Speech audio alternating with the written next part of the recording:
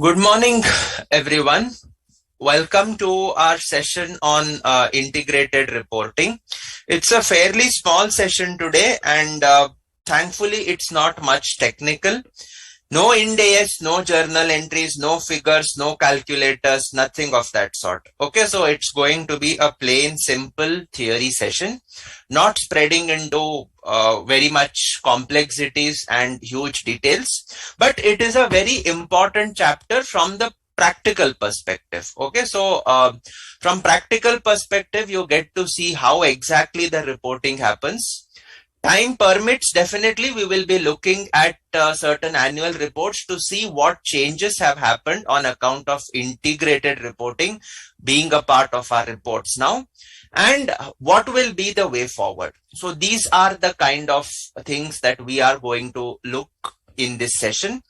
It is largely theory. You don't have to note down anything. You don't have to write down anything. Everything will be done as per your study module. Okay, so we just pay attention to what is the meaning of integrated reporting. That's it. Okay, so integrated reporting. This is not an Ind AS. So let me make that clear. This is not an Ind AS. This is just developments in financial reporting. This is just developments in financial reporting. Okay. What is the importance from exam perspective? It is a bonus chapter. It is a bonus chapter. You can get a question on this for 4 to 6 marks in the theory part. That's about it. Okay. Should we pay importance to it? Definitely, because question aata hai, then you can score easily in this chapter. Okay. So that's the only reason. Okay. So with this background, let us start with integrated reporting. Before that, let us look at the annual report contents that we used to have so far.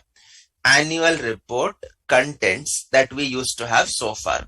So you must be familiar. You must have done your articleship. You would have prepared the balance sheets, finalized. You would have audited them. You would have seen what all accompanies in the contents of the annual report.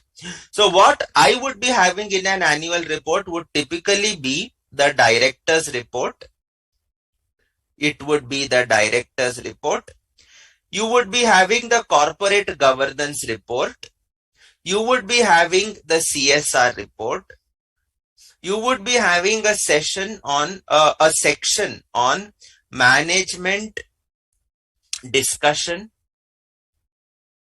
and analysis.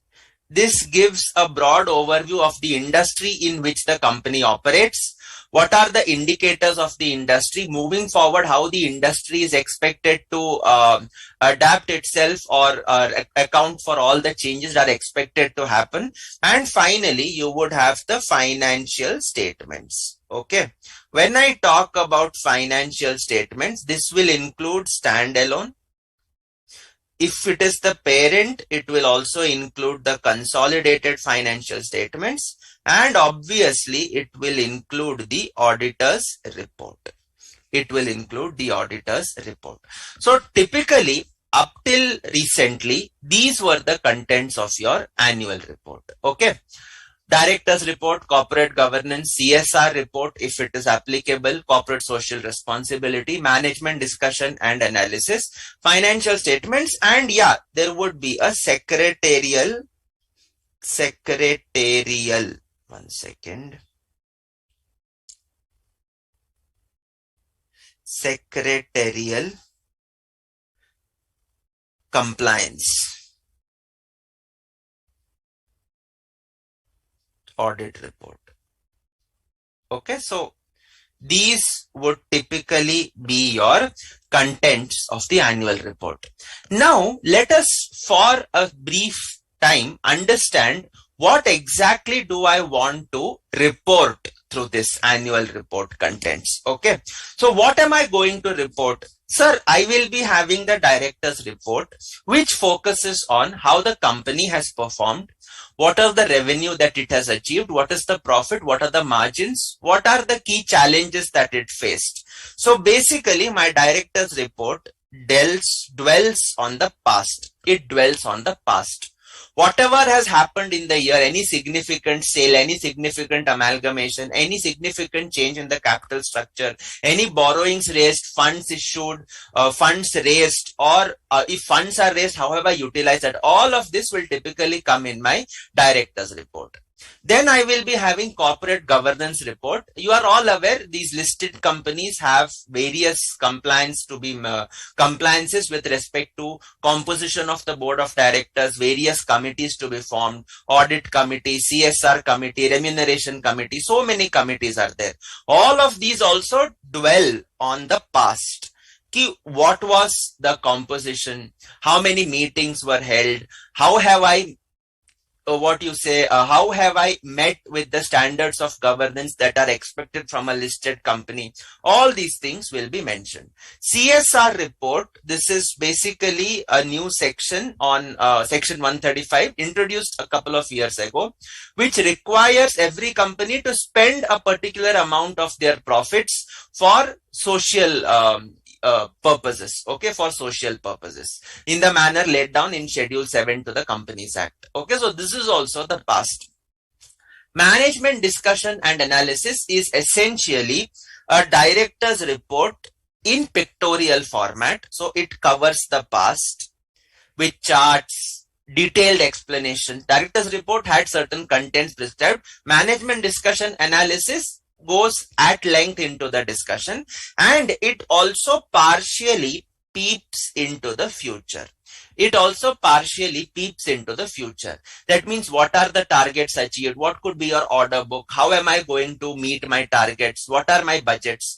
Briefly, these topics could be addressed in the management discussion and analysis. When I talk about my financial statements, these are clearly past data.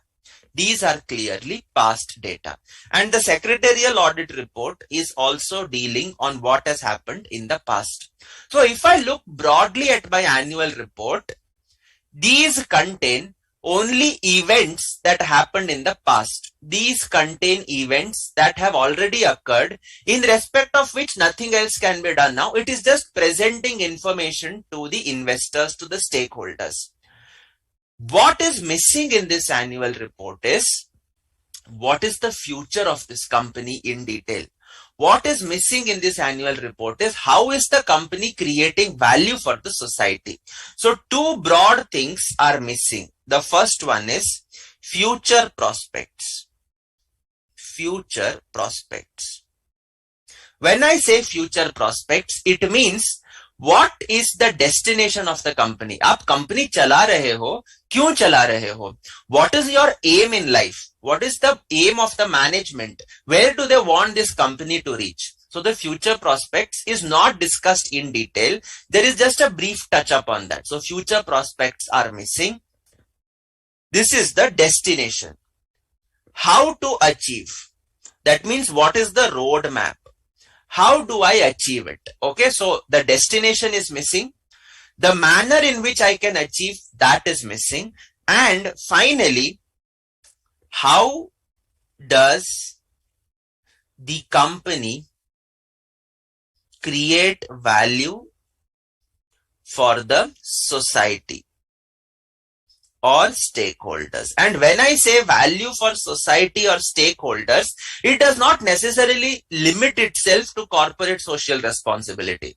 You see, CSR is a very limited form. Okay, CSR is a very limited manner of creating value. It is a statutory requirement. But when I talk about creation of value, it means how many skilled workers have I produced? What is the amount of expenditure I have spent on training my employees? Okay. What is the improvement in products that I have been able to achieve which have brought about a change in the society? Okay. So all these kind of things are what are missing in the current annual report. All these things were missing in the current annual report. Ye sab hota hi nahi tha. They were not there. How is value created? Company was saying, what is this? I create profits. I ensure that my market cap is maintained, and therefore wahi value. That's not your value. Those are just financial indicators. They are just figures appearing in your balance sheet as well as the reaction of the stock markets to your performance. Apart from that, nothing else is there in the annual report. And that is why the standard setters felt that we will have to move ahead. We will have to move ahead to make an annual report that combines financial information plus non-financial data. That combines financial information plus non-financial data to give a picture of what is the company's target, that is destination, the journey that the company will undertake to achieve its targets, and in the process, how is value created? How is value created for the society? So all these things will be referred to now as your integrated annual report. All these things will now be referred to as your integrated annual report. Why integrated, sir? What am I integrating? Financial, though you used to present, you are now integrating it with non-financial information also. So together, this will form an integrated annual report. This will form an integrated annual report. And that is why you look at a company like HUL. You look at a company like HUL, look at the wordings. It is integrated annual report for the period 21-22. You look at a company like Reliance, this is integrated annual report for 2020-21. You look at a company like Larsen and Toubro, this is also going to be your integrated report for 2019-20. Okay, so this is how our reporting has changed, how our reporting has evolved over the past couple of years, and how it will go on to evolve. Okay. So that is what is integrated reporting all about. It's not just preparing the balance sheet, profit and loss, etc., etc., etc.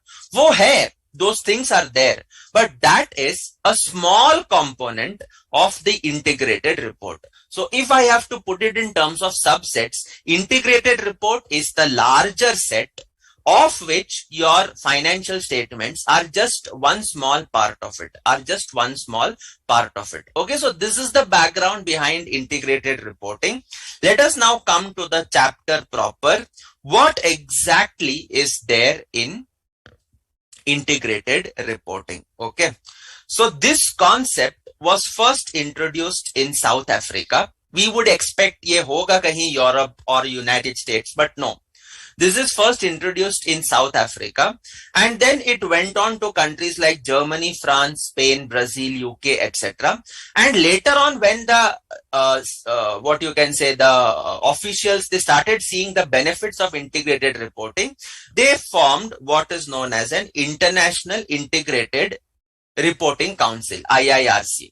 So IIRC aims to create the globally accepted integrated reporting framework. Okay, so like you have our IASB, International Accounting Standards Board, which is responsible for framing and updating, improvising your IFRS, basis which we update our Ind AS. Similarly, we have the IIRC, which aims to create the globally accepted integrated reporting framework. So when our regulators like SEBI, etc., they mandate companies to prepare integrated report, such integrated report should be in accordance with the requirements of the IIRC. Okay, so now what is IIRC? It is a global coalition of regulators, investors, companies, standard setters, and accounting profession and NGOs.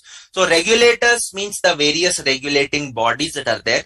Investors, companies, standard setters, accounting profession means bodies like ICAI as well as NGOs. So this coalition shares the view that communication about value creation should be the next step in the evolution of corporate reporting. It's not just giving balance sheet, P&L, etc. In fact, that information many people will not even understand. Look at a layman who has invested in the shares of a company like Reliance or in the shares of a company like HUL. Usko kya samajh mein hai? What will he understand when he looks at the annual report? You have complex standards like Ind AS 109, Ind AS 32, 107, 110, 103, etc., which even people like us who are experienced, we go through a lot of struggle to understand and implement. How do you expect an individual, a layman who is not financially literate, to understand those concepts? He cannot. But what he can definitely understand is what is the value the company is creating. And for those people in particular, these kind of reports will be of a great assistance. Okay. So what they want is greater flexibility to be given to the entity in the reporting. But at the same time, target should be to report the value created by the organization through various capitals. So the fundamental goal is only one. Explain how you have created value. Explain the value that you have created. This is my target of integrated reporting. How do you explain? Kaise explain karna hai? What are the steps involved? What is the layout? What is the template? All these things are not defined under integrated reporting. You want to present in a paragraph form, you can present. You want to present in the form of charts, you can present. You want to identify and report key performance indicators, you can do so.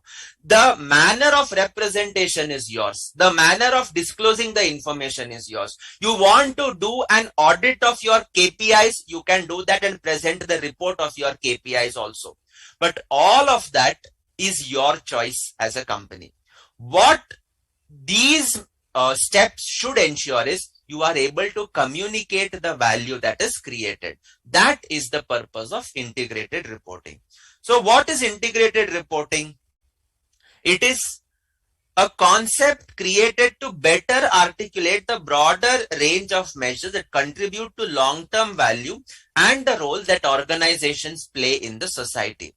We are just coming out of the pandemic. So in the pandemic, so many companies, they came out with measures like transporting oxygen concentrators,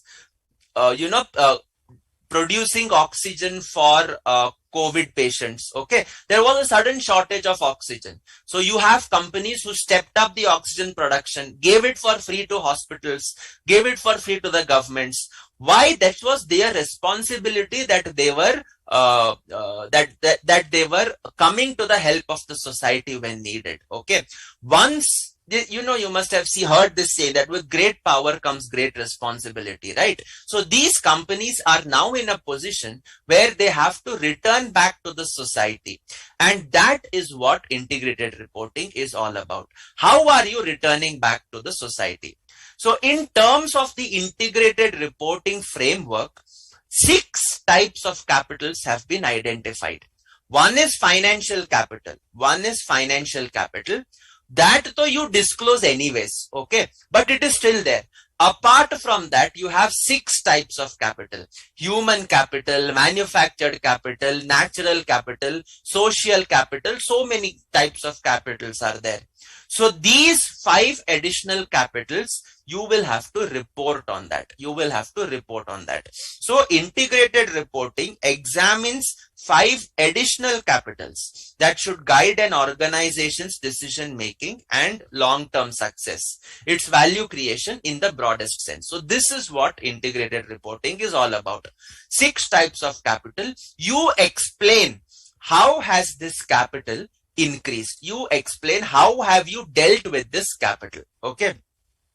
So this integrated reporting is to communicate a clear, concise and integrated story that explains how all the resources are creating value. how all the resources are creating value. It is promotes a cohesive and efficient approach to corporate reporting, aims to improve the quality of information available to providers of financial capital. So this is what integrated reporting is all about. So what is an integrated report? It is a concise communication. Concise means crisp. It does not mean eliminate information.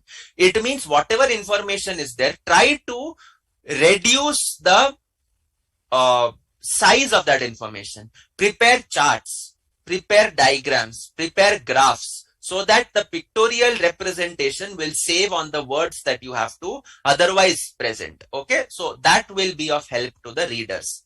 It communicates about how an organization's strategy, governance, performance, and prospects. Strategy is what the entity intends.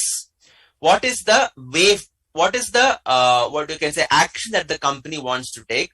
Governance means who are leading the company. Performance means how the company has performed. Prospects means it looks into the future in the context of its external environment, leads to the creation, preservation, or erosion of value over the short term, medium term, and long term. So essentially it is the path. Strategy means the path that it takes with the help of the leadership that it has in respect of the performance that it achieves, to give an idea of the future that it has in the context of its external environment, to disclose the value that it has created, that means enhancement of value, preservation, that means maintenance of value, and erosion, that means decline of value over the short term, over the medium term, over the long term. So these are what is essentially your integrated reports are all about. Okay. It benefits all the stakeholders. It benefits all the stakeholders, and it contains relevant information, both financial and other, that is non-financial information. It benefits whom? It benefits employees, customers, suppliers, business partners, local communities, legislators, regulators, and policymakers. Who are all these people? Sir, these are my stakeholders. If you remember long ago when you used to study balance sheet, P&L preparation, right from 12th standard, 11th standard, you would be studying something known as, what do you mean by general purpose financial statements? General purpose financial statements to cater to the general public. Who was general public? Your stakeholders, like borrower, like lenders, like customers, suppliers, employees, authorities, etc., etc. So you know that. So these are the same categories of persons. Okay, same categories of persons. What is the salient features of the integrated reporting framework? It adopts a principle-based approach. Principle-based approach means integrated reporting framework will tell you have to disclose how you created the value with the help of 6 capitals. How have you utilized the 6 capitals to create value? ये आपको disclose करना है आपके integrated report में. How do you disclose? Sir, that is not my headache. वो मेरा काम नहीं है. Okay, you are the one person who knows your business best. So you are the person who will be carrying out your responsibilities in that manner. You have to ensure that you disclose in a manner that appeals to the reader of financial statements. हम नहीं बताएंगे. We are not going to tell you. This is a very risky proposal. This is a very risky proposal for companies, because in a country like India, tell us and we will do accordingly. We are very good in following the rules. And we are also very good in identifying the loopholes to break the rules. तो इसलिए integrated reporting framework tells us rules ही नहीं है. There are no rules. Principle based. We have given what should be the outcome. How you present is what is your lookout. Okay. So strike an appropriate balance between flexibility and prescription. So prescription means what should be disclosed. This is given to you. How to disclose is not given. So what to disclose? This is value creation. This is value creation. How to disclose is at the choice of the entity. At the choice of the entity. Okay. Essentially, it targets private sector for-profit companies of any size. Okay, of any size. But presently in India, it is catering to the top 500 listed companies. From 22-23, you are having business reporting, responsibility reporting, moving on to the 1,000 top listed companies. Okay, by market cap. But primarily it is of any size, but you can also apply and adapt as necessary by the public sector and the not-for-profit organizations. So you can say it can apply to public or NGOs also, but primarily it is for the private sector profit-making companies. Okay. So quantitative indicators, including KPIs and monetized metrics, could be helpful in explaining how an organization creates, preserves, or erodes the value. So these are the things that you will be having. We'll see what are KPIs, examples of KPIs. We will see. We have 3 annual reports to see. तो हम देखेंगे कि वो कैसे होता है. Okay. The ability of the organization to create value can best be reported on through a combination of quantitative and qualitative information. Okay. So this is what we are going to have. Next one, it is an identifiable communication. Matlab, it should be specifically mentioned that this is an integrated report. Okay. It should include a statement by those charged with governance accepting responsibility for the report. Okay. So typically your integrated reporting statements should be having what you can say responsibility by those charged with governance, because ultimately somebody should accept it. Okay, if a company presents an integrated report, somebody should be responsible for that. So those charged with governance, they are the guys who will be signing and presenting the integrated report. It is more than a summary of information in other communications. Okay, it makes explicit the connectivity of information to communicate how value is created, preserved, or eroded over time. So what is important is value. So they are stressing each and every paragraph, these words are there. Creation of value, creation, preservation, erosion of value. Har ek paragraph mein these words are mentioned. Okay. Contains both financial and other information. So that is also there. Value creation, preservation, or erosion for the organization as well as for others. Okay, so what value it created for itself, which affects financial returns to the providers of financial capital, and value for others. Value for others. Okay, so this is what will be disclosed in the integrated report. Okay, so with this background, we now come to the most important part of this chapter, that is the 6 type of capitals that have to be disclosed in an integrated report. 6 types of capitals. So when I talk about the 6 types of capitals, what does it mean? Okay, capitals are stocks of value that are increased, decreased, or transformed through activities and outputs of the organization. Okay, so what is capital? It's not necessarily money. Okay, it can be beyond money. You have to look at terms beyond monetary also, beyond monetary items also. So first capital is financial. This each one of us knows. बहुत पढ़े हम, अपने को पूरा पता है what is there in capital. Okay, financial capital. Each one of us are expert in this, so no problem. You then have other 5 types, that is manufactured, intellectual, human, social, and natural.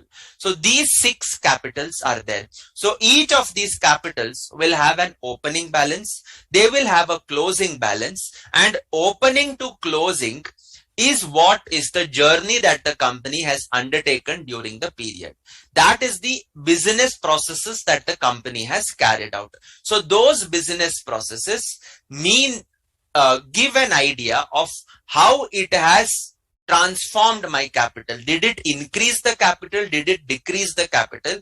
Or has it converted the capital from one form to another? We'll see what you mean by conversion of capital from one form to another. But abhi ke liye, this is what we are going to broadly look at. Okay. So financial capital kya hota hai? Well, that includes the pool of funds available for use in the production of goods or provision of services obtained through financing such as debt, equity or grants. You could either take loans, you could either raise equity shares, or you could get a government grant, or generated through operations or investments. So this is typically retained earnings, operations. Through investments means return on investment. Return on investment. So this is what you are going to look at. So that it makes it clear. We have discussed this in great detail, nothing much to discuss. When I talk about manufactured capital, this is what the company manufactures. This is what the company constructs. This is what the company acquires. Okay. It includes, these are physical objects. So intangibles not included here. Only tangible items. Only tangible assets or tangible items. Okay. So what does it include? These are the objects available to an organization for use in the production of goods or provision of services. So what are included? Building, equipment, infrastructure, all these things are included. Okay.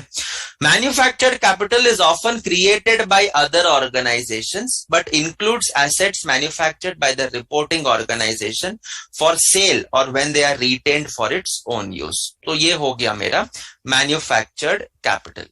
Then you have intellectual capital, which is essentially your intangible assets like patents, copyright, software, rights, licenses, all these things, and organizational capital such as knowledge, systems, procedures, and protocols. So all these things become your intellectual capital.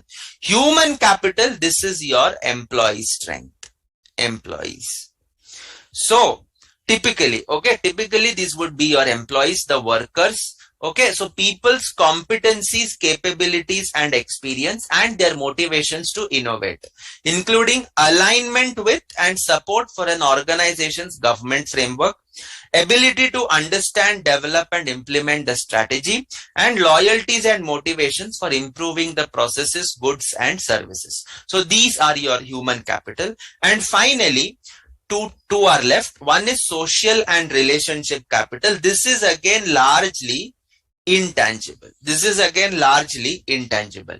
Tata's, for example, great amount of social and relationship capital. Reliance, for example, financial capital extremely high, social and relationship capital not that great as that of the Tatas. So this is what you understand by social and relationship capital. Okay. And finally, you are having natural capital. That is your resources, Okay.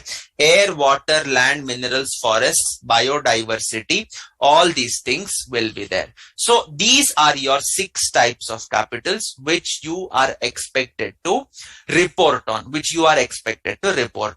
We discussed something known as increase in capital. It increases due to profits. You have something like decrease in capital. It reduces due to losses or due to drawings.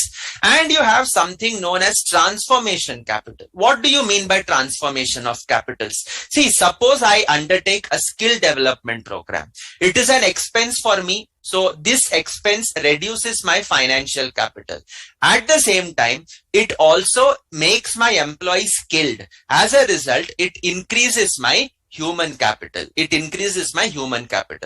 if with the help of the information that you have, you create an intangible asset in the form of a particular process, then that also enhances your intellectual capital, right? And therefore, this is what goes from one form of capital to another form of capital. 2611, Tata's supported their staff, supported their guests when the terrorist attacks took place. Pandemic happened, lot of support to its employees. Financial capital went down, but at the same time, the value of the company in the minds of the employees, in the minds of the general public, it rose to so high levels that no financial contribution can achieve, and therefore there is a fall in financial capital, but it has increased the social and relationship capital for a company like Tata's. So essentially, you are either increasing your capital, you are either eroding your capital, or you are merely transforming your capital from one form to the other, from one of the 6 forms to the other. Okay. So will these capitals appear in the balance sheet? Answer is no, they will not. For these capitals to appear in the balance sheet, you will have to look at whether they meet such requirement under the Ind AS. Most of them do not. Human capital goes as employee benefits. Intellectual capital will be disclosed as intangible assets under Ind AS 38.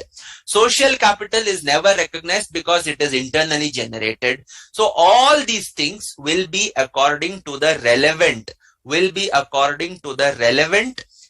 Ind AS. Okay. Will these capitals be in monetary terms? Answer is it is not necessary. Human capital, for example, this could be in terms of number of employees at the beginning of the year, number of employees at the end of the year, number of man hours you have spent on training them, number of man hours you have spent on skill measurement, on skill training, on skill educations. All these would be representing your human capital. It's not necessarily going to be in monetary values, not necessary. It can be in terms of any other value, what we call as key performance indicators, what we call as KPIs. Okay. So these become your social, and if you look at natural capital, how many trees have you planted during the current period? What is your contribution towards reducing your carbon footprint? All these would be recognized as a part of your natural capital. So it's not necessary to be in monetary terms. It can be in non-monetary terms also. But give a metric, give a value that enhances the what you can say, the trust in the report that you are presenting. Okay. So this takes care of the 6 types of capital. Now, organizations may categorize the capitals differently. I told you it's not a rule-based approach, it is a principle-based approach. As long as it broadly fits within the principle, it is fair enough. It is fine.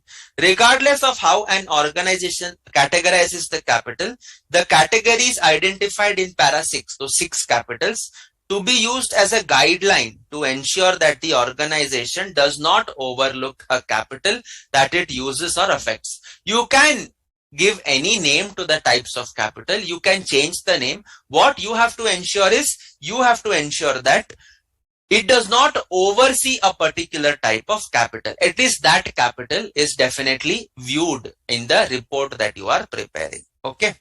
So these are what you have to disclose about. So just go through these topics. It should be fairly understandable. So when I look at the process for value creation, it is essentially inputs of a financial nature, manufactured, intellectual, human, social relationships, and natural. This is my opening capital. Then I will carry on the process. I will do the business within the external environment, and this business would have its business activities, inputs, outputs, which will ultimately give rise to closing financial capital, manufactured capital, intellectual capital, human capital, social and relationship, as well as natural.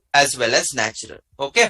These outcomes over the short term, middle term, and long term. So these are what you will have to look at when you understand the integrated reporting framework.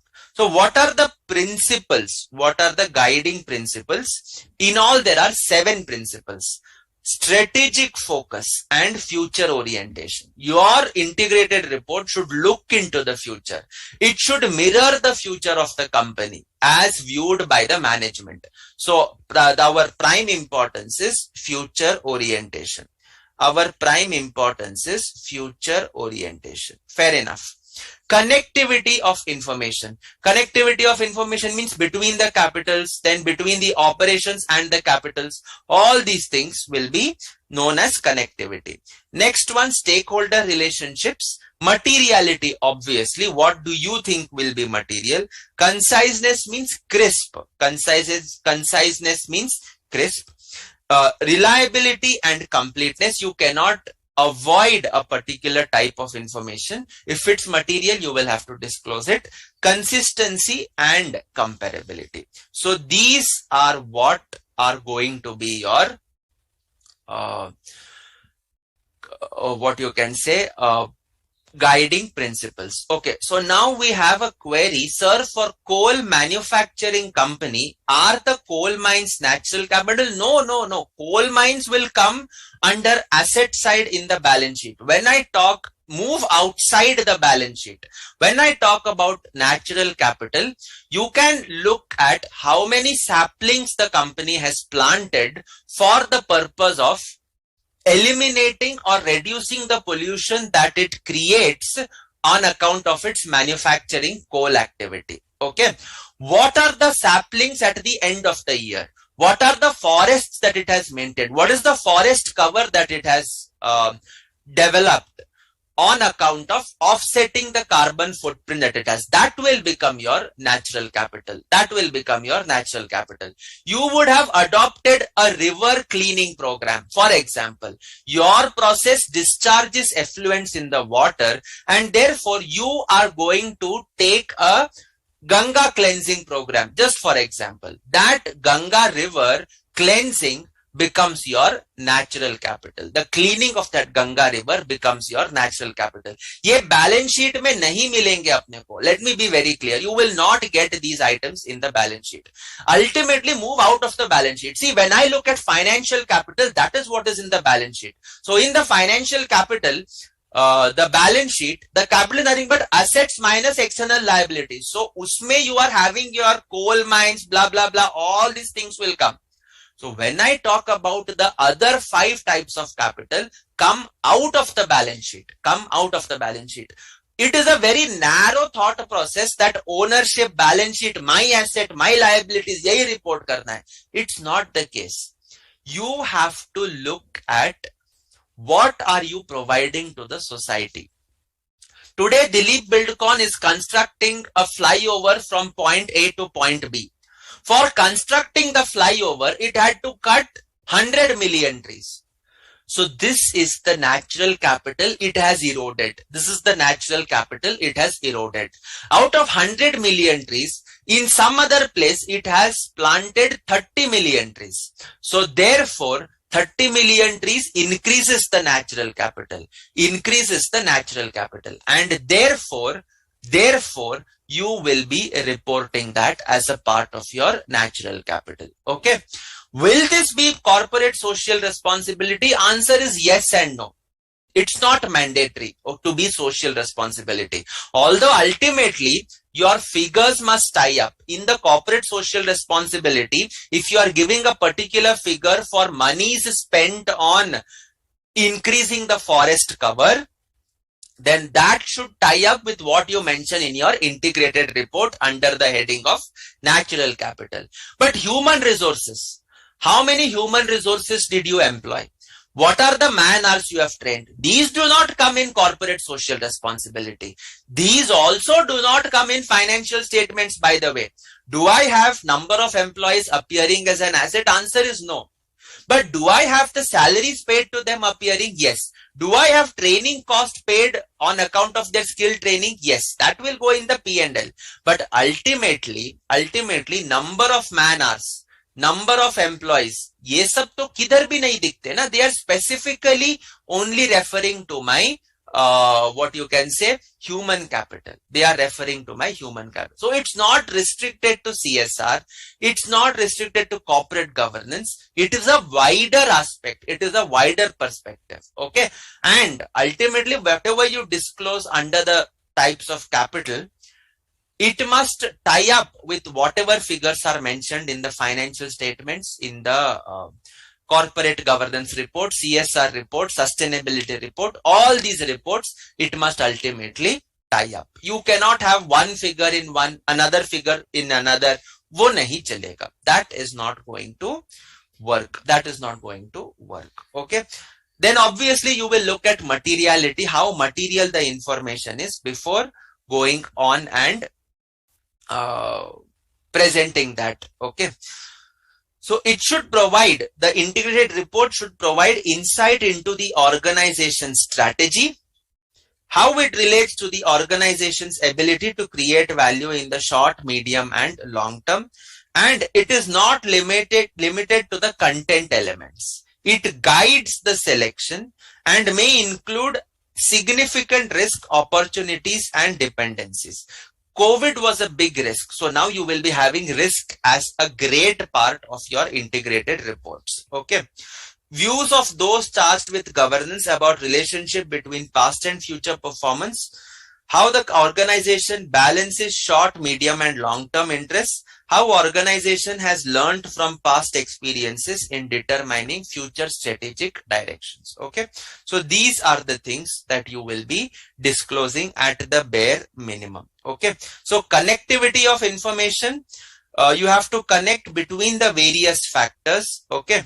Key form of connectivity is enhanced when it is logically structured, presented, written in clear, understandable, and jargon-free language, includes effective navigation devices such as delineated sections and cross-referencing. If you look at integrated reports of now, they are typically hyperlinked. Okay, matlab you look at the data, they are cross-referencing each other. So you click on the cross-reference, it will take you to the referenced item, which could either be in the financial statements or in some other integrated report page. Okay, so cross-referencing is important. And then you can, you can use IT. Okay, so this is just for your information. Okay, so many companies, what they do is they will present annual report as usual. In the annual report, they will mention that integrated report is hosted on the website, and you can refer the online integrated annual report that gives reference, that gives you what you can say.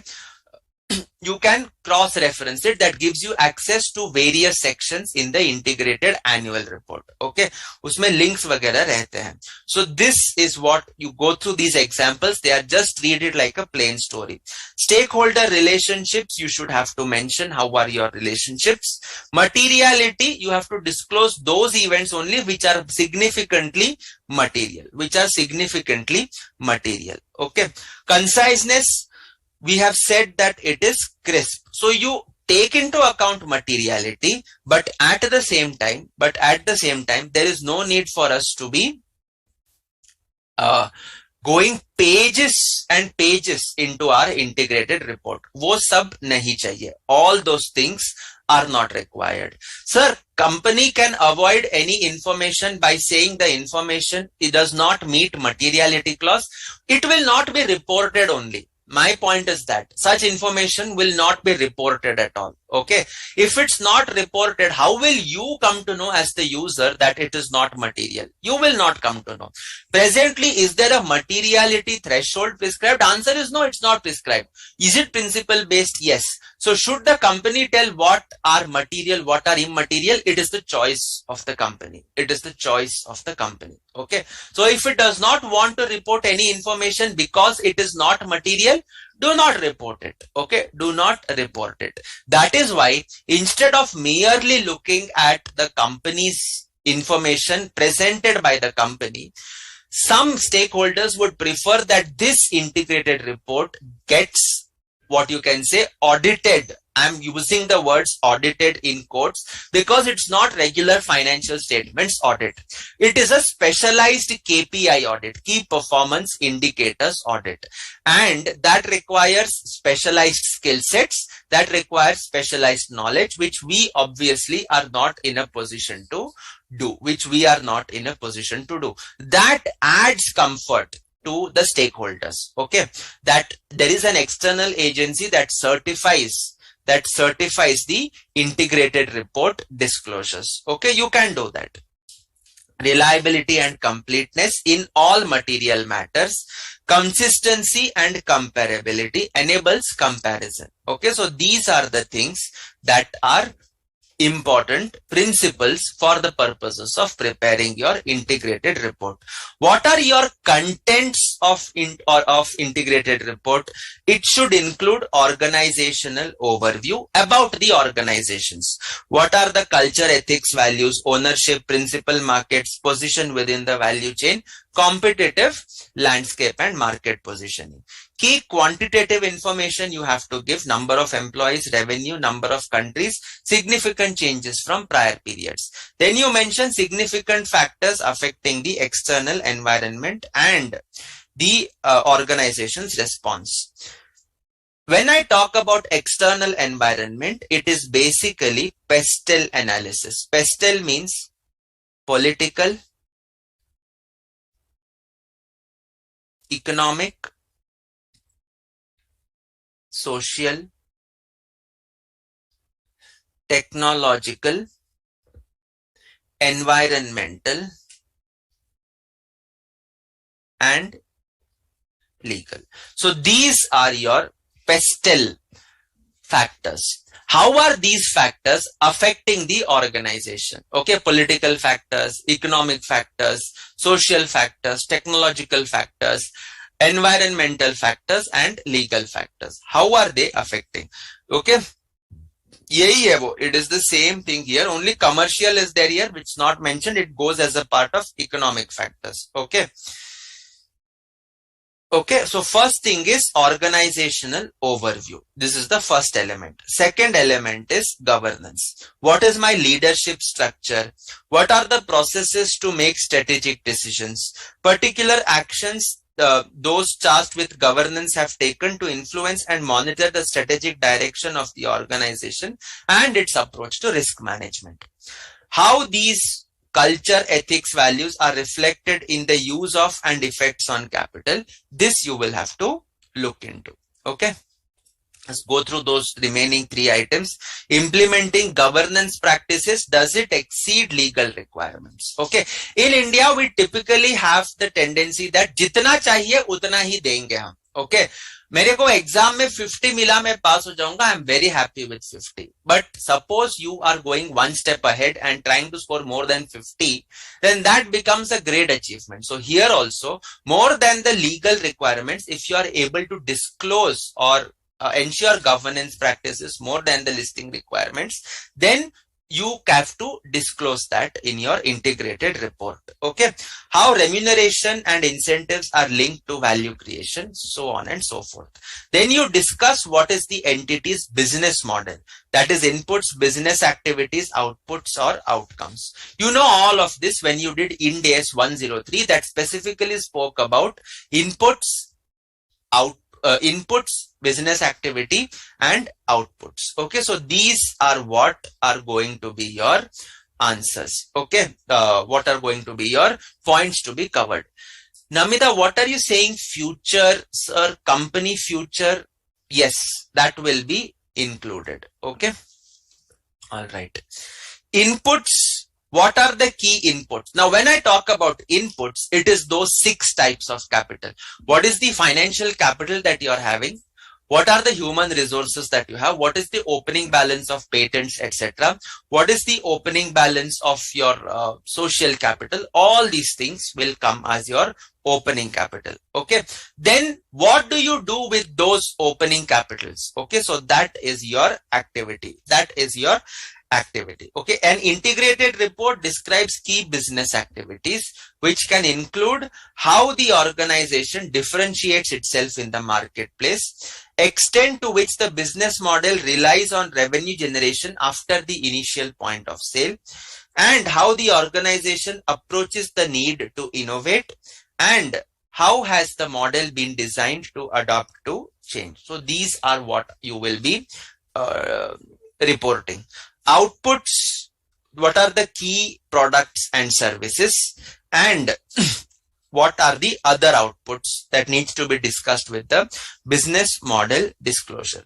When I look at outcomes, It describes key outcomes such as both internal outcomes and external outcomes. Both positive and negative outcomes, that is those that create and those that erode value. You will have to disclose both of them. So these are the data that you will be presenting in respect of business model. Okay.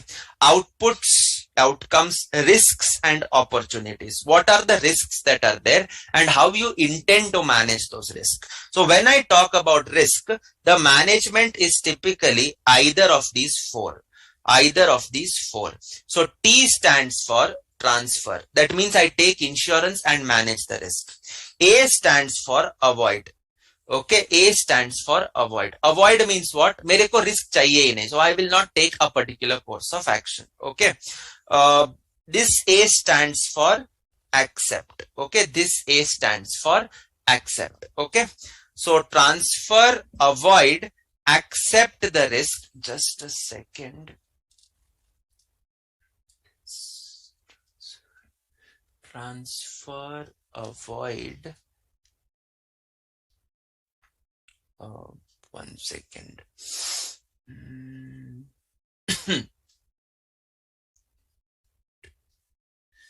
We had, okay. Reduce the risk. How can I reduce the risk? So all these aspects you will try to mention in your integrated report. At the same time, what are the opportunities? So you could be presenting a SWOT analysis of your organization here.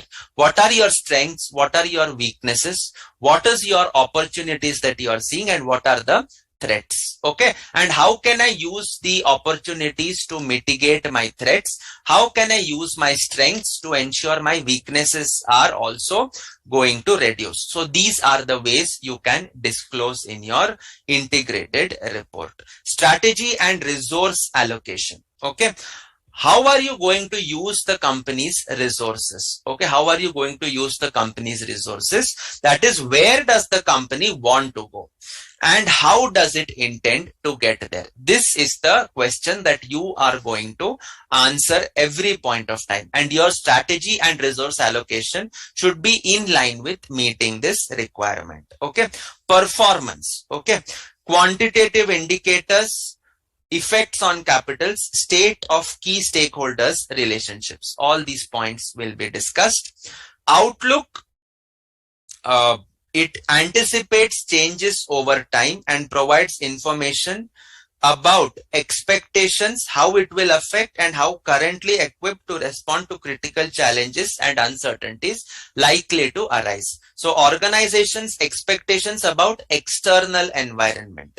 This is the Pastel analysis that we did, is likely to face in the short, medium and long term. So these are what you are going to say. And basis of preparation, summary of the organization's materiality determination process. You have to mention what have you taken as materiality. Description of the reporting boundary. That means up to what point you can report, beyond what you are not going to report. Summary of significant framework and methods used to quantify or evaluate material matters. So these are the points that you will be disclosing. Okay. Disclosures are there which you can go through. Nothing is an issue. Aggregation, disaggregation, everything is going to be covered here. Okay. So this is broadly what integrated reporting is all about. Okay. I will come back to this topic, but before that, to avoid the monotony, I would like to just present to you some integrated reports to understand how exactly integrated reports are being presented. Because so far we have discussed the broad principles. Okay. So far we have discussed the broad principles. So first thing is we look at the latest company's annual report, HUL, for the year 21-22. Now, if you look at the contents of this annual report, what all is included? What all is included? Okay. Look at this. Our business model. Why this has to be mentioned? Our strategy. Why this should be mentioned? HUL compass commitments. Reimagine HUL. Our financial performance, we anyways give it. Environmental, social, and governance. Why are all these going to be disclosed? This is a part of integrated reporting, whereas this is a part of business responsibility states and sustainability reporting, ESG. So all these are the new things which are present in the balance sheets now. Then apart from that, management discussion and analysis, board of directors standard, CSR report, business responsibility report, corporate governance, secretarial audit, EVA, economic value added. And then you have the standalone financials, consolidated financials, corporate information and profile of directors and notice of AGM. So these are what will now be included in my financial statements on a regular basis. Okay. The important points now is this one, and there is a lot of demand for professionals in this particular area. Okay, lot of demand. All right. So now coming back to HUL, ye to sab, this is what they are presenting initially.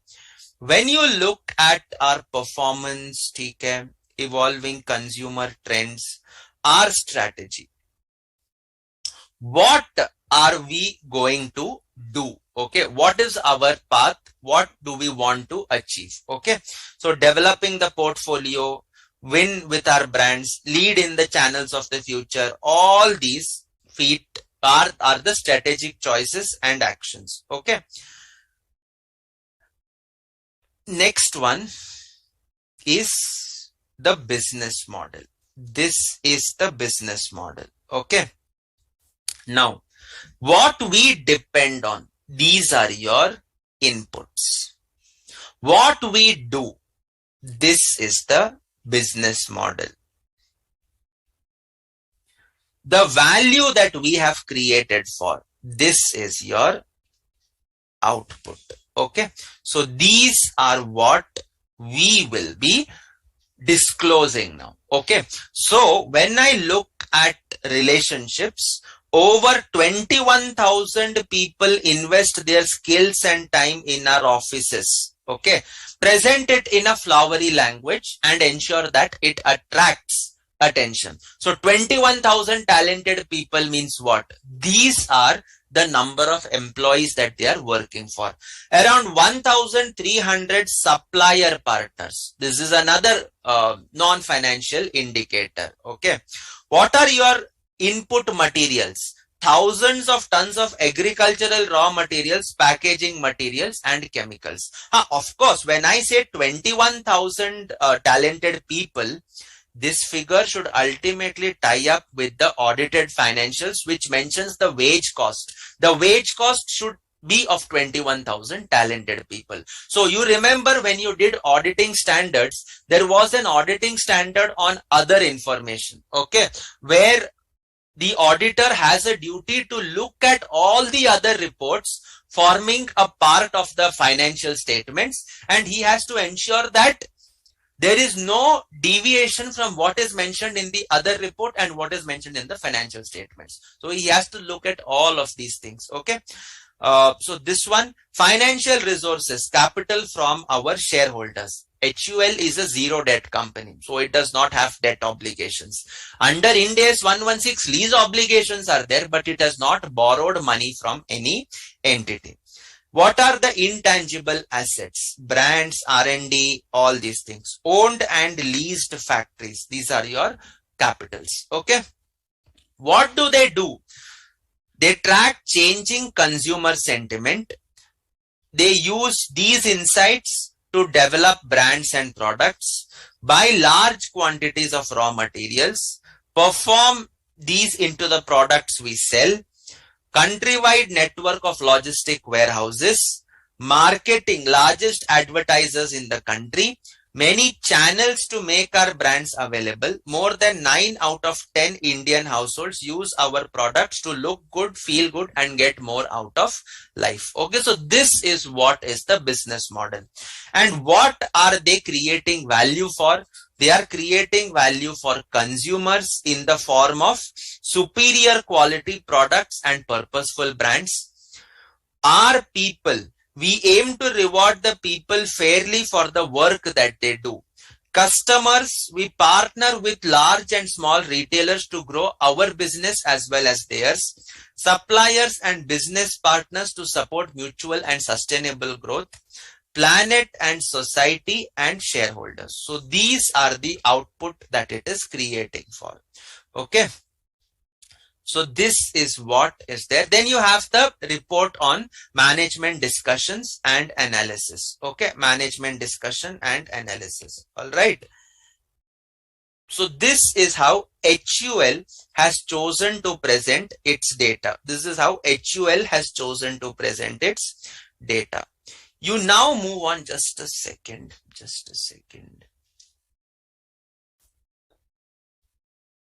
Okay. So this was all about HUL. Okay. Now we move on to a company like Reliance. Integrated annual report. How Reliance has presented its data. Okay. How Reliance has presented its data. You can have a look here. Okay. Creating standing leadership.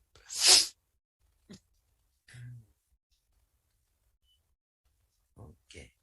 Management. 1 second.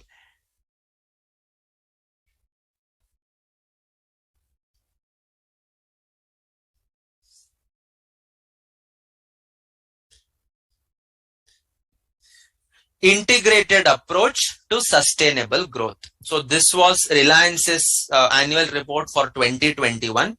So here, integrated thinking and interplay of capitals. So takes a collective view of all the 6 capitals and their interdependencies. So natural capital, what all is it doing? It talks about that. It's employee volunteers supporting responsible projects such as increasing the use of reusable and recycled packaging, leading technologies to reduce environmental impact, carbon neutral oil sourcing, development of environmentally sustainable technology such as Reliant fabric made by recycling PET bottles, investment in renewable energy, conserving natural capital. All these are what it is doing to maintain and preserve natural capital. Human capital, manufactured capital, intellectual capital, financial capital, social and relationship capital. All these are the broad interplay that Reliance is saying. Okay. And now it later on independently goes and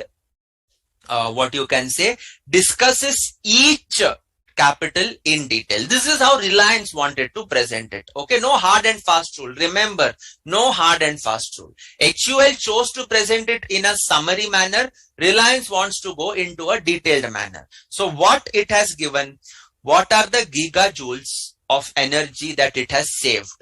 What is the solar plant that it has started at Silvassa? What are the number of PET bottles recycled on an annual basis? What are the number of saplings planted till date? These are the KPIs, key performance indicators that Reliance thought is material and therefore it has reported this. Okay. 2 million barrels of the world's first carbon neutral oil sourced by Reliance. So all these make the company, make the management believe that yes, we have tried to preserve our natural capital, we have tried to grow the natural capital, we have tried to increase the natural capital. Okay, so these are the innovative approaches it has found out. Human capital, what are the number of freshers hired? What are the number of training hours imparted? What are the number of jobs added to the economy? What is the contribution made towards welfare schemes? So 6,000 plus employees of Network 18 contributed 1 day salary to the PM Relief Fund under the India Gives campaign. So these are what are the KPIs that it has looked into. Okay, it feels it is necessary. Manufactured capital, what has it achieved? acquired spectrum in all 22 circles, owned spectrum footprint, this is Jio, increased by 56%. Reliance Retail became the only Indian retailer to feature in the global powers of retailing.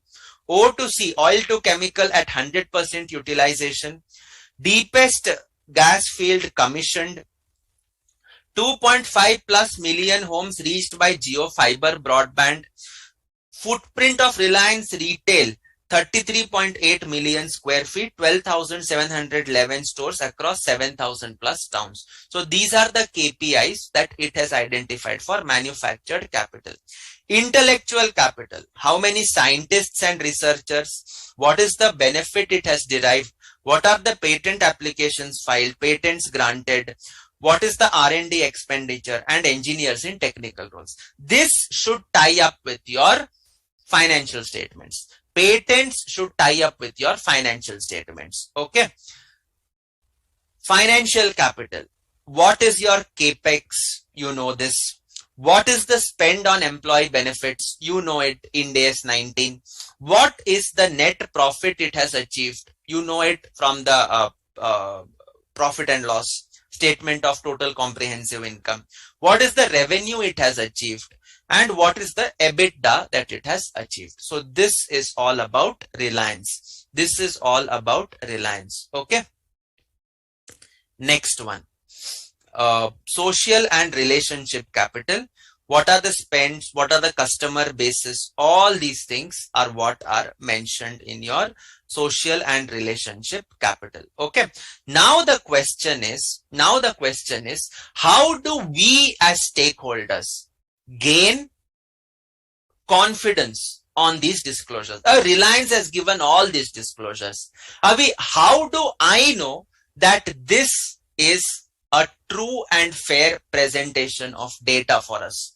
How do I know that Reliance has planted 2.3 crore samplings? How do I know that Reliance has imparted 1.8 crore man hours of training? How do I know Reliance has added 75,000 plus jobs? Ye sab company is telling, but I do not know. And therefore, you are having an independent assurance statement on their sustainability disclosures in the integrated annual report for the financial year 2021. So this is not done by a chartered accountant firm. This is done by specialist firms who are specialized in sustainability disclosures. So they, that is in this case KPMG Assurance and Consulting Services LLP. This is not BSR, that is the audit and assurance arm that does the certification, the audit assurance engagement. Okay. So what is the reporting criteria? Okay.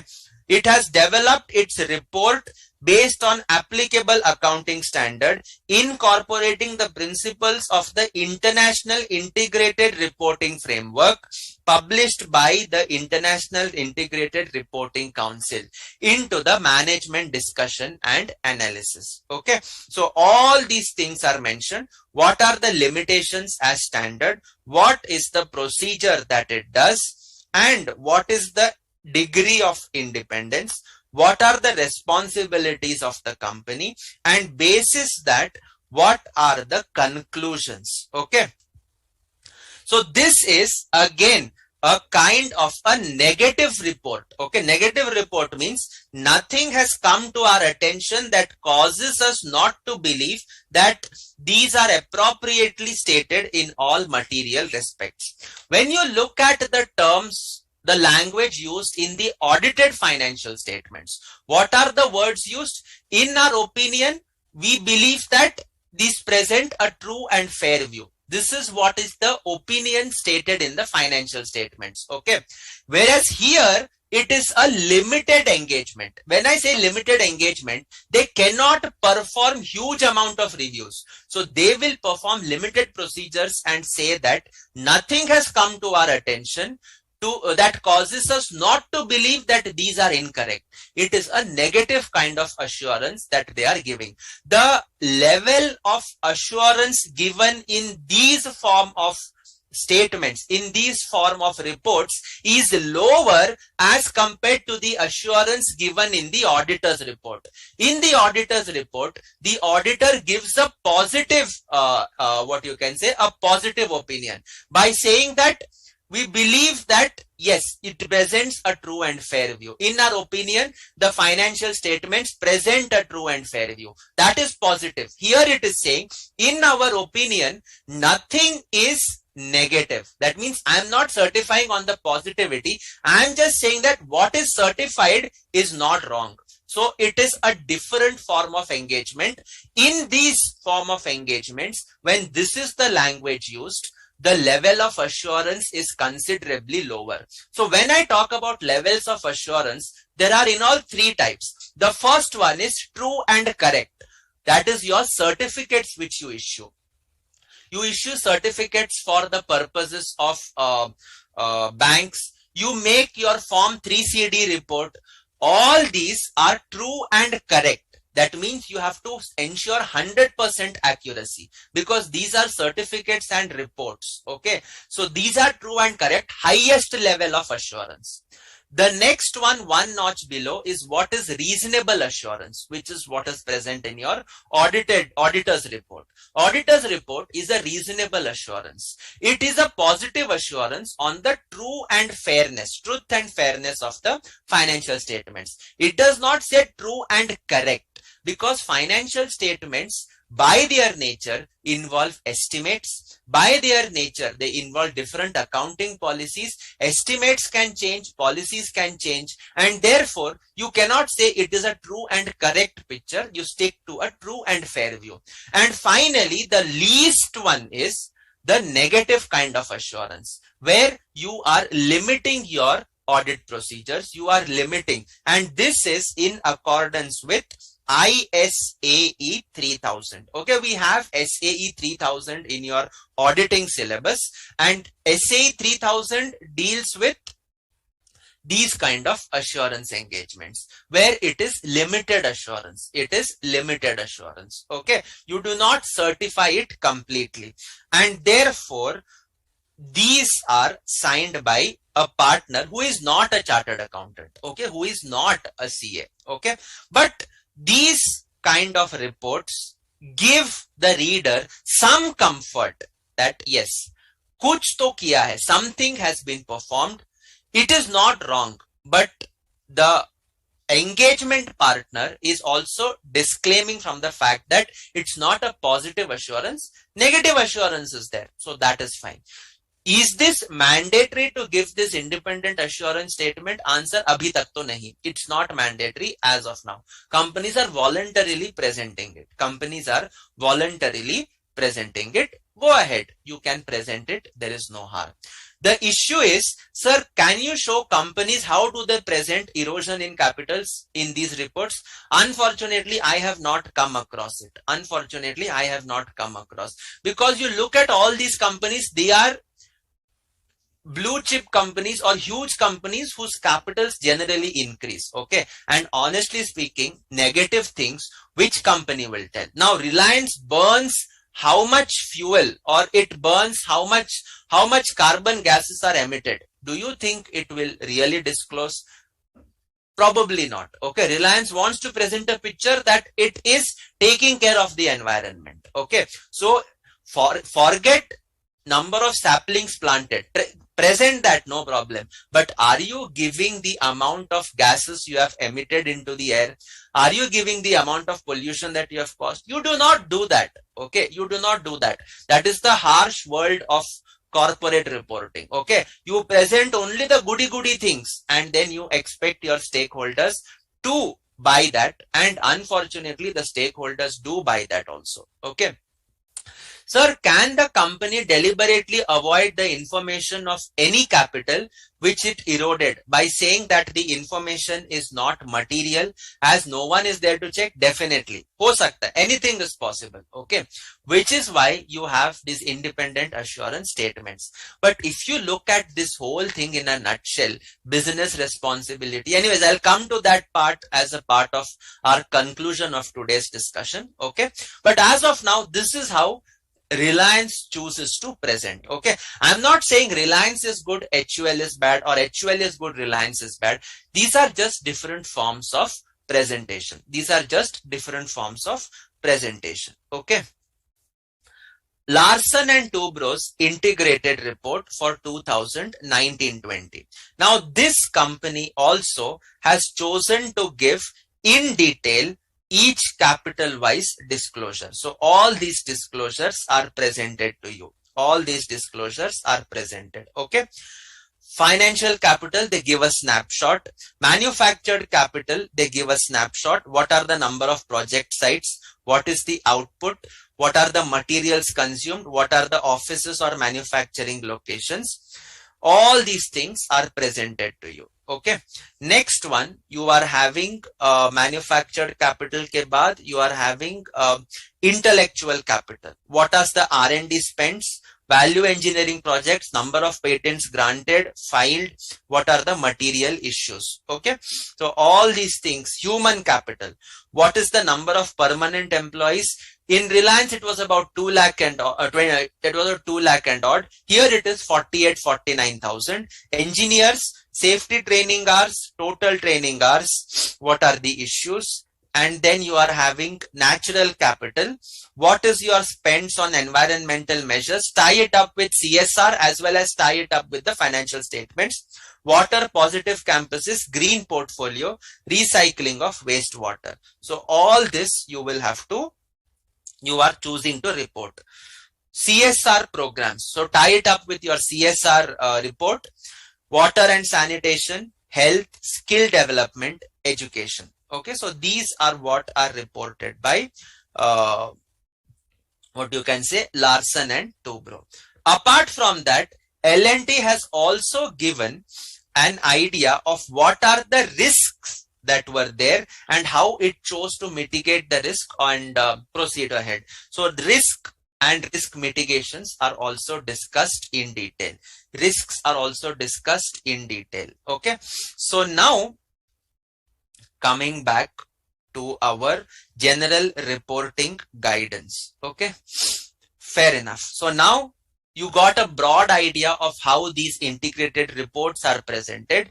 So following matters are relevant: disclosure of material matters, key information such as explanation of the matter and its effect on the organization strategy, relevant interaction and interdependencies, organization's views, actions, extent of control, and quantitative and qualitative disclosures. Sir, how do these professionals check all these things? Will they get to count every saplings? Not necessary. It depends. Okay. If you count the number of seeds procured, many times you can take the invoices, count the number of seeds, and they can say that these will be the number of saplings planted. Okay. It's a very, very difficult thing to do. It's not really practical. Okay. Just wait for a short while, maybe another 5 to 10 minutes, and then I will present a contrary opinion to these reports, and then you will be the best judge to really decide that what is going on in today's reporting, is it really justified or not. Okay, give me 5 to 10 minutes. I'll come to address all these issues that are troubling us. Okay, if there is uncertainty surrounding a matter, disclosures about the uncertainty. We saw disclosures about capitals. We saw the time frames. Okay, and then aggregation and disaggregation. Where it is immaterial, go on aggregating until it becomes material. Where it is material in independence, do not aggregate, present it as a single item. Okay. International Accounting Standards Board is studying and consulting on wider corporate reporting, including developments in integrated reporting. Okay. It has published a management commentary practice statement in 2010, which encourages managers to provide the context for the financial statements. Okay, so just read that. In the case of SEBI, it has advised top 500 companies to adopt integrated reporting on a voluntary basis from the financial year 17-18. Now, 2022-23 onwards, there is a SEBI circular that has increased this from 500 to 1000 companies. Okay. This is from financial year 22-23. This amendment is not probably applicable for you. Just check up. But this is from 22-23 onwards. Okay. So now what you have to do is these companies who are presenting a business responsibility report, they are mandated to present this. These companies should voluntarily go for integrated reporting. That means what? In the next couple of years, 2 years, 3 years, 5 years, integrated reporting is going to be the norm. वो mandatory हो जाएगा. It will be mandatory. Okay. So it is slowly moving towards mandatory integrated reporting. Okay. And how are you going to present this integrated report? You can present it in the annual report, may be provided in the annual report separately. First option, which we saw right now. You could incorporate it in the management discussion and analysis. Second option. You could prepare a separate report. Third one. Okay, so you could follow either of these three pictures, these three presentation frameworks. In case the company has already provided the relevant information in any other report, provide an appropriate reference to the same in its integrated report. So if any other regulation requires you to present integrated report, you just give a reference to that report in the annual report. Okay. As a Go Green initiative, integrated report may be hosted on their website and provide appropriate reference to the same in the annual report. This is what L&T has done. Physical reports is the annual report. उसमें छोटे से footnote में लिखा है, you can refer the integrated report for the year 1920 hosted on our website. So this is how you are going to present. Okay. So when you talk about the current model and the integrated reporting, current model largely was on past and financial, whereas the integrated reporting is future, connected and strategic. So it looks at the strategic vision, the pathways that you will adopt to reach the strategic vision that you have. Current model was short term, whereas integrated reporting goes for short term, medium as well as long term. Current model is long and complex. Integrated reporting is concise and focuses on material issues, but definitely the financial statements will be bulky because you have to meet the requirements of IFRS/Ind AS, and therefore the disclosures there are bulky. So कहने को तो it is short, concise in integrated reporting, but when you take the financial statements, discussion, analysis, etc., the reports will still go ahead and be bulky.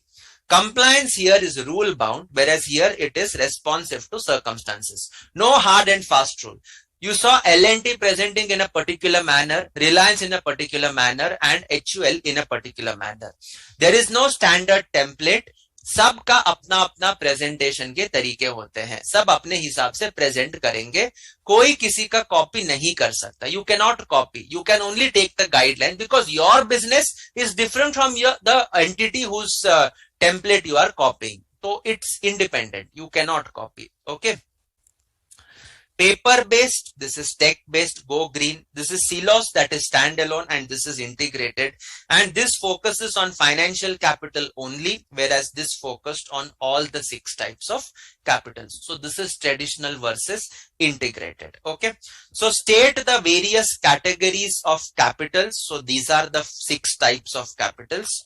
Can a non-profit organization do the integrated reporting? Primarily it is for profit making, but if you want, you can adapt it for the public sector as well as not for profit organizations. Okay. Can an integrated reporting be done in compliance to the requirement of local laws to prepare a management commentary or other reports? Yes. You can prepare in response to compliance requirements and refer that in your annual report. Okay. And does an integrated report need to be a standalone? No. It can be either a standalone or as a distinguishable prominent part of another report or communication. For example, you can include it at the front of the report that also includes the full financial statements. This is what is done by HUL. This is what is done by Reliance. Starting May, there is integrated report. And then you have the management discussion, CSR report, corporate governance report, secretarial audit report, financial statements, auditors report, etc., etc. So this is what your integrated reporting is all about. Now coming to these notes, nothing is there in these notes to really share it. Okay. I went through the study module and that kind of, covers up all about integrated reporting. I have not discussed anything extra. Okay. Coming to a key takeaway. Now, you are having business responsibility reports. Now, this is not in your syllabus. Okay. So, mind you, ये आपके syllabus में नहीं है. So please don't write what I am discussing now. This is just for you to think about. Okay, this is just for you to think about. Exam में लिख के आओगे, don't tell that sir taught us. This is not exam oriented. Okay, not for exams.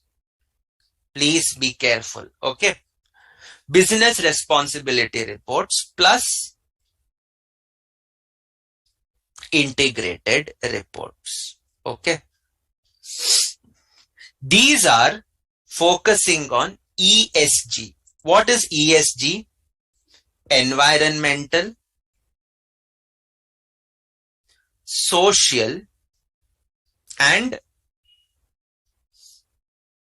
ESG. G stands for environmental, social, and one second, ESG, governance. Okay. So when I talk about ESG reporting, I am going to largely focus on what are the good things I have done for the environment, what are the good things I have done for the society, what are the good things that I have done for governance perspectives. Okay. So these are the three things that these business responsibility reports and integrated reports are going to focus on. Now, just think about it. Zara socho. What is the purpose of a company? What is the job of a company? You as a shareholder have invested in HUL. You as a shareholder has invested in Reliance. You as a shareholder has invested in Larsen and Toubro.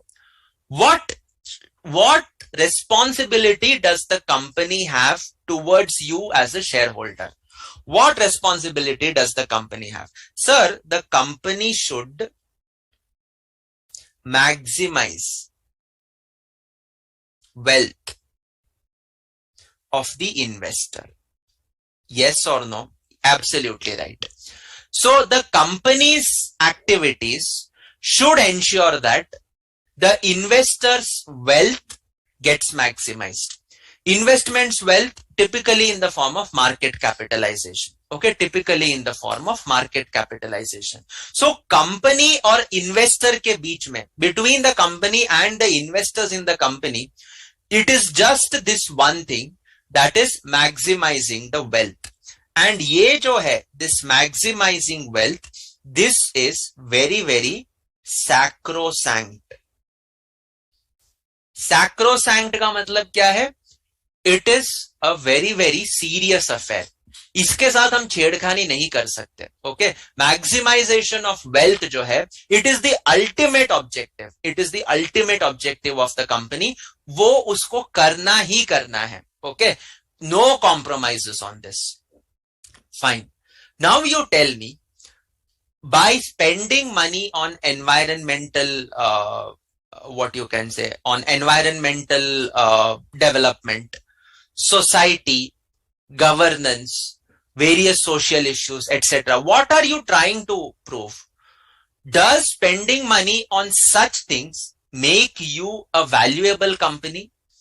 Do you think that because Reliance spends thousands of crores on what you can say, thousands of crores on schooling and education, do you think people will invest in Reliance because of that? Do you think that because Tatas have done so much of good for the society, do you think that Tatas will get loans at a cheaper rate of interest? Do you think that because Larsen and Toubro has planted huge number of trees, do you think that it can issue debentures at a lower rate of interest? Answer is no. When I talk about value of company, it is specifically dependent on only two things. That is the future cash flows and the discount rate. The value of the company can maximize only if the future cash flows increase or the discount rates increase. And unfortunately, both these things have no connection with either your environment or the society or the governance. No, absolutely no relationship either with the environment or society or the governance. No connection. It is purely dependent on how much cash your businesses will generate. What is the discount rate? Because that is how you maximize the wealth of the investor. By doing good to the society, you do not get cheap loans. By doing good to the society, your cash flows do not increase. It is purely related to your operations, and that's it, nothing else. Okay. I may be sounding harsh when I make such type of comments, but this is the truth. Okay. Companies like Microsoft, companies like Berkshire Hathaway. You know Berkshire Hathaway, the company owned by Warren Buffett. Okay. Microsoft owned by Bill Gates. Do you think Microsoft and Berkshire, do you think these companies have done anything for the society? They have not done anything for the society. It appears harsh, but yes, they haven't done 1% for the society. But Microsoft has increased the value, the wealth for Bill Gates. And because it has increased the wealth of Bill Gates has pledged billions of dollars for the society in avenues that he is interested as an individual. Berkshire Hathaway's founder, that is Warren Buffett, wealth has increased enormously. And today Warren Buffett decides that he wants to pledge the majority of his wealth to charity. He has pledged it. And he will decide where he wants to do that. So therefore, let the investors decide where they want to do the good for. It's not the company to decide what good it has to do. Okay. The company and the investor share only wealth maximization bond and nothing else. The company cannot take the moral responsibility of the investor and choose where it wants to spend the money. That is not what morality is about. The investor may have a different set of morals. The company cannot take those set of morals from the investor and decide where to spend the money, because that is what is going to erode the value of the company. When you are spending crores and crores of rupees on environmental, social aspects, you are essentially diverting the money from business and putting it there. Put it in the business, maximize the profits, give the returns to the investor. Let the investor do good for the society.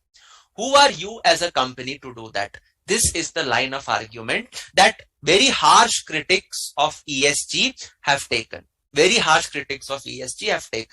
Essentially, what those critics believe is that ESG is just a money-making exercise. It's just a money-making exercise for the accounting firms, because you have these big 4, big 6, big 10 who will ultimately come into the assurance of these, and they will take crores of lakhs of rupees or millions of dollars to prepare an assurance statement. Look at this assurance statement of Reliance. What comfort have you got? Are you able to question KPMG that have you counted the saplings? No. Are you able to question them that have you seen how many man hours of training are performed? No. Are you able to question them on what was the skill imparted and how skillful the employees are? Have you been able to check? No. So what is the quality of work that you are certifying? What is the quality of that assurance report that is there is a big question mark in the eyes of these critics. It is a big question mark. Okay. It is not adding any value whatsoever. It is not adding any value whatsoever is what these critics believe. At the same time, these critics also say that, well, if the company believes it is spoiling the environment, let the company do good. No problem. If you have a company like Reliance that is, what you can say, generating, that is polluting the air, go ahead and plant the trees. We are not stopping you.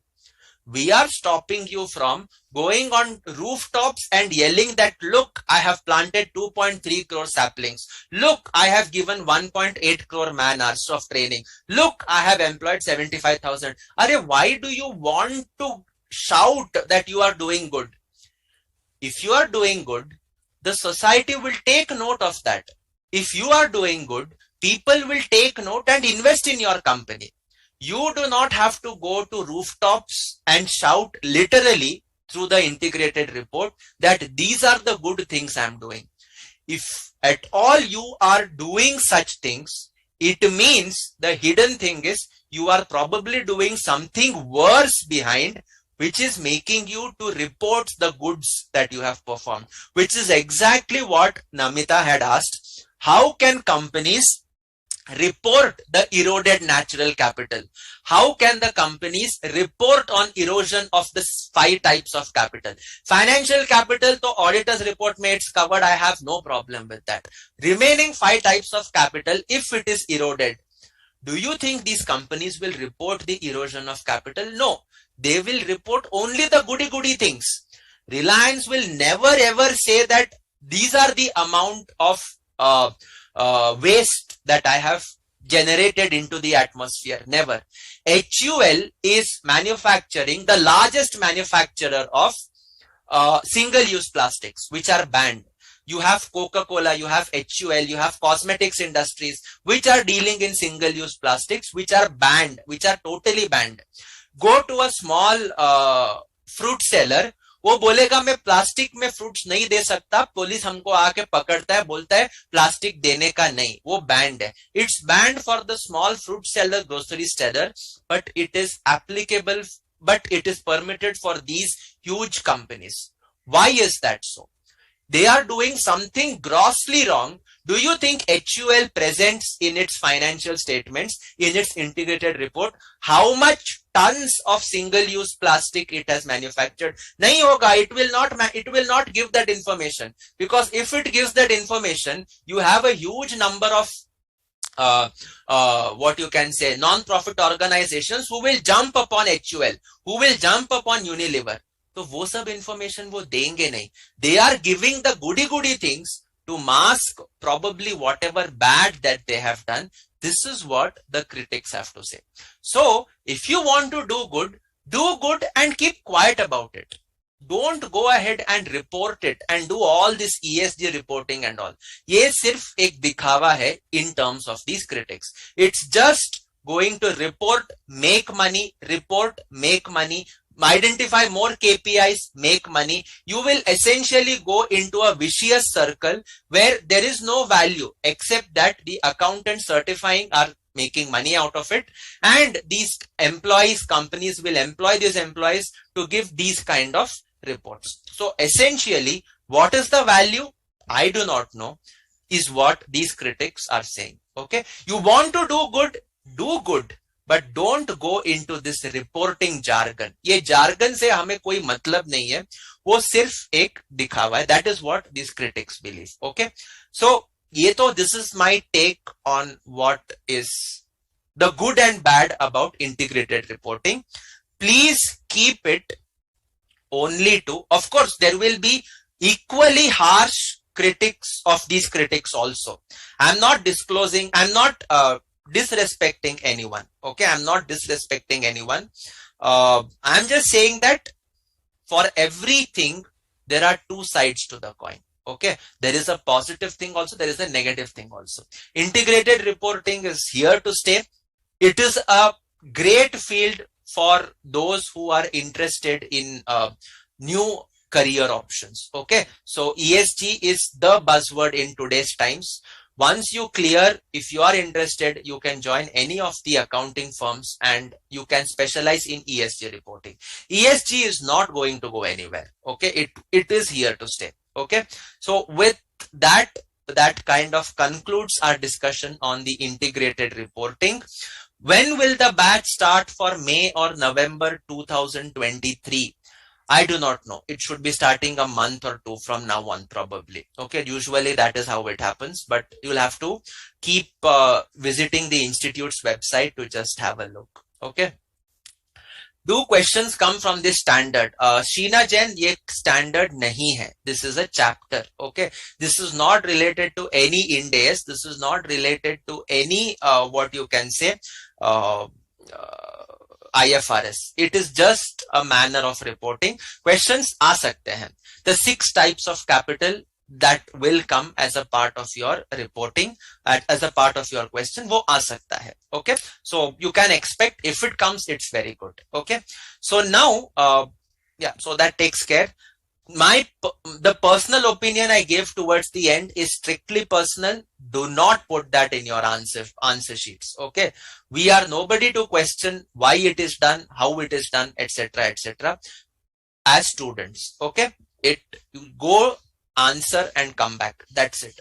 And you may be free to disagree with me also. Okay, it's a matter of opinions. Do not let my perspectives color your opinions. Okay, always maintain that independence in life, that your decisions, your opinions should be free from any other person's influence. Okay, doesn't matter what role that person plays in your life. At a certain age, you are capable of deciding for yourself. So keep your thoughts very much to yourself. Do not change your perspectives merely because somebody gives a counter opinion. Okay, so if I say that integrated reporting is not preferred, ESG is not preferred, you may very strongly advocate ESG is required. Fair enough. This is a big world. You can also live with your positive opinion. We can also live with a critical opinion. Nothing wrong in that. Okay, and we can be the best of buddies or best of friends. Doesn't matter. Okay, but it's a double-edged sword that we are walking on as far as ESG is concerned. Okay, kab palat sakta hai, I do not know, but integrated is here to stay. It will be there. So it's a great opportunity for many of you to explore. Okay, to explore. Okay, so with that, we conclude our today's session. It's done. There is nothing else to be discussed from my side. Any questions, anyone? Any questions, anyone? Anybody has any queries, any questions, any comments or any suggestions before I wind up the session? Namita Goyal, Sheena Jain, Srinidhi, और कौन था यार इस batch में? नाम याद नहीं आ रहा.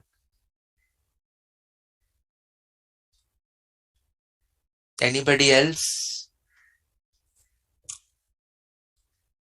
No query. Priya Garg.